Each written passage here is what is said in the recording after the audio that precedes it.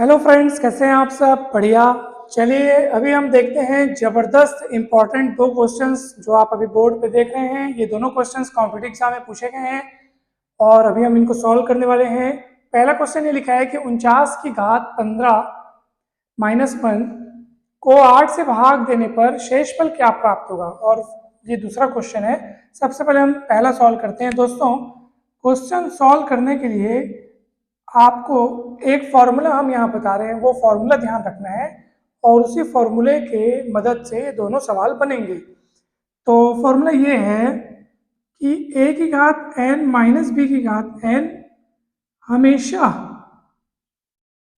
a minus b से पूर्णतः विभाजित हो जाएगा, पूर्णतः विभाजित होगा। ठीक है। अब यहाँ एक बात का खास ध्यान रखना है कि a की घात n माइनस b की घात n हमेशा a माइनस b से पूर्णतः विभाजित होगा। ये हमेशा हम क्यों बोल रहे हैं?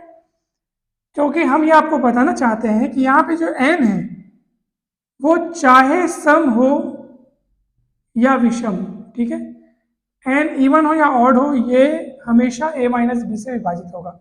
क्योंकि इसी टाइप के और भी सूत्र हैं जो यहाँ पे अगर कहीं कहीं कहीं पे यहाँ प्लस रहता है, कहीं यहाँ प्लस रहता है, तो कुछ कुछ में केसेस भी हैं कि इवन होगा तब डिवाइड होगा, ऑड होगा तो डिवाइड नहीं होगा, या ऑड होगा तो डिवाइड होगा, इवन होगा तो नहीं होगा। इस टाइप से कुछ और भी फॉर्मूले हैं।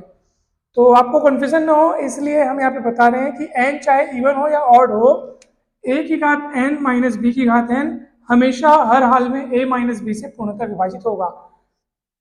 तो हम ये वाला फॉर्मूला यहाँ लगाना चाहते हैं। अब आप बोलोगे सर ठीक है चलिए लगाइए। तो 49 की घात 15 तो चलो ठीक है, 49 की घात 15, a की घात n 49 की घात 15 अर्थात a के जगह में आपने 49 को देख लिया, n के जगह में 15 को देख लिया। चलो सर ठीक है देख लिया। माइनस क्या है? 1 है। चलो 1 है।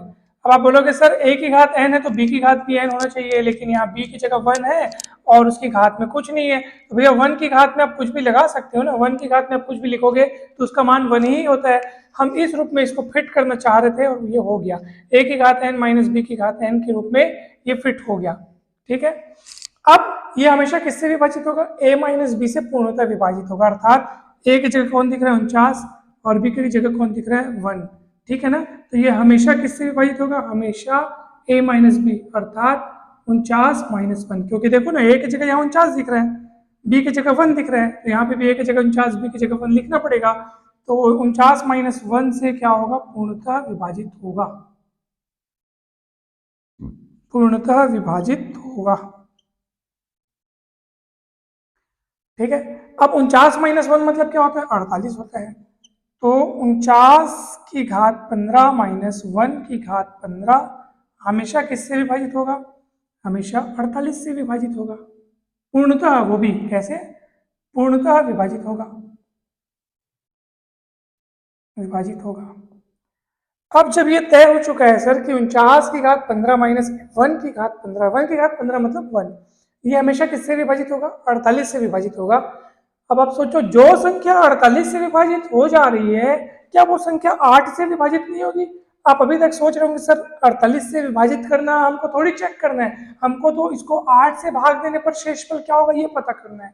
लेकिन हमने ये सूत्र का इस्तेमाल किया है और उस सूत्र के हिसाब से पहले हमने ये बताया कि a की घात n माइनस b की घात n हमेशा a माइनस b से पूर्णतः विभाजित होता है। इसलिए 49 की घात 15 माइनस 1 की घात 15 हमेशा 49 माइनस 1 से पूर्णतः विभाजित होगा। 49 माइनस 1 मतलब 48, और 48 से अगर विभाजित हो रहा है तो गारंटी के साथ ये 8 से भी विभाजित होगा, क्योंकि क्योंकि 48 खुद विभाजित होता है किससे? 8 से। ठीक है ना। 48 खुद विभाजित होता है किससे? विभाजित होता है किससे? 8 से। 48 विभाजित होता है 8 से और ये विभाजित होता है 48 से, इसलिए ये विभाजित होगा 8 से। ठीक है ना। मतलब गणित में हमने एक संबंध पढ़ा है, संक्रामकता का संबंध, अर्थात ट्रांजिटिव रिलेशन। उसके अनुसार अगर a डिवाइड करता है b को और b डिवाइड करता है c को, तो निश्चित रूप से a डिवाइड करेगा c को। ठीक है ना। अगर 8 डिवाइड करता है 48 को, करता ही है ना भाई, क्योंकि 8 डिवाइड करता है 48 को और 48 डिवाइड करता है इस पूरे को, 49 माइनस 1 को इसलिए इम्प्लाई करेगा कि 8 डिवाइड करेगा 49 माइनस 1। ये जो लाइन दिख रही है इसका मतलब आप यूं ना ऐसा मत समझ जाओ कि ये 8 डिवाइड करता मतलब हम ना जैसे 8 है ना भाई, ऊपर वाला दिख रहा है कि नहीं दिख रहा है, एक मिनट ना। यस, देखो मैं यहाँ पे एक बात लिख रहा हूं, 8 विभाजित करता है किसको, 48 को। अब इतनी लंबी बात को हम कैसे लिखें, ये जो मैं लिखा हूं ना 8 विभाजित करता है 48 को, इतना लंबा लिखने के बजाय आप कोई छोटा सा सिंबल में अगर लिखना चाहें तो इसी बात को इस तरीके से लिख सकते हैं, 8 डिवाइड करता है, जो लाइन दिख रही है ना इसका मतलब विभाजित करता है, 8 विभाजित करता है किसको, 48 को। आप इसका मतलब ऐसा ना सोचे 8/48 ऐसा मत सोचे, ठीक है, ऐसा ये मतलब कि इसका मतलब ये है ऐसा आपको नहीं सोचना है, ऐसा नहीं होता इसका मतलब, बल्कि ये गणित का एक मतलब एक वाक्य है जिसको गणितीय रूप में लिखने का ये तरीका है। तो ये 8 डिवाइड करते हैं 48 को, 48 डिवाइड करते हैं 49 माइनस 1 को, जो कि अभी हमने यहाँ पे देखा, ये देख, ठीक है, देखो ये हमेशा 48 से विभाजित होता है, इसका मतलब यही हुआ ना कि 48 इसको पूर्णतः डिवाइड करता है, और जब ये 48 को डिवाइड करता है 48 इसको डिवाइड करता है तो डेफिनेटली 8 49 माइनस 1 को भी डिवाइड करेगा।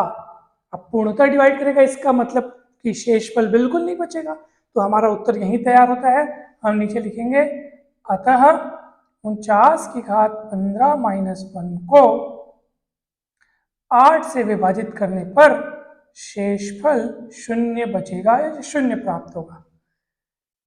ठीक है ना, हम आशा करते हैं कि ये सवाल आपको काफ़ी अच्छे से समझ में आया होगा, बहुत अच्छे से समझ में आया होगा। अब आपको एक होमवर्क के तौर पे ये हम दूसरा सवाल दे रहे हैं, आपको दिमाग लगाना है यहाँ पे ए और बी की जगह कौन कौन है, एन की जगह कौन है, फिर 86 को कैसे हम ए माइनस बी के रूप में लिखें, ये सूत्र वहाँ कैसे फिट करें, आंसर कैसे लाएं, शेषफल क्या प्राप्त होगा, ये आपको कमेंट करके बताना है कि शेषफल कितना आएगा। दूसरा सवाल आपको सॉल्व करना है। हम आशा करते हैं कि ये वीडियो आपको काफ़ी पसंद आया होगा, सवाल काफ़ी अच्छा लगा होगा, समझ में आया कि नहीं एक बार कमेंट करके जरूर बताएं। अगर आपको समझ में आया तो बिल्कुल बताएं, इससे हमारा प्रोत्साहवर्धन होगा, हमें बहुत खुशी होगी कि हमारी मेहनत से आपको कुछ तो समझ में आ रहा है, कुछ तो लाभ मिल रहा है। और चैनल को अगर अभी तक आपने सब्सक्राइब नहीं किया तो जरूर सब्सक्राइब करें, वीडियो को शेयर करें। ऐसे ही वीडियोस अगर आप चाहते हैं कि लगातार अपलोड होते रहें तो चैनल को सपोर्ट करें। कंपटीशन मैथ्स नाम से प्लेलिस्ट बनी है, उस प्लेलिस्ट को जरूर देखें, आपको बहुत सारे वीडियोस मिल जाएंगे। Thank you so much.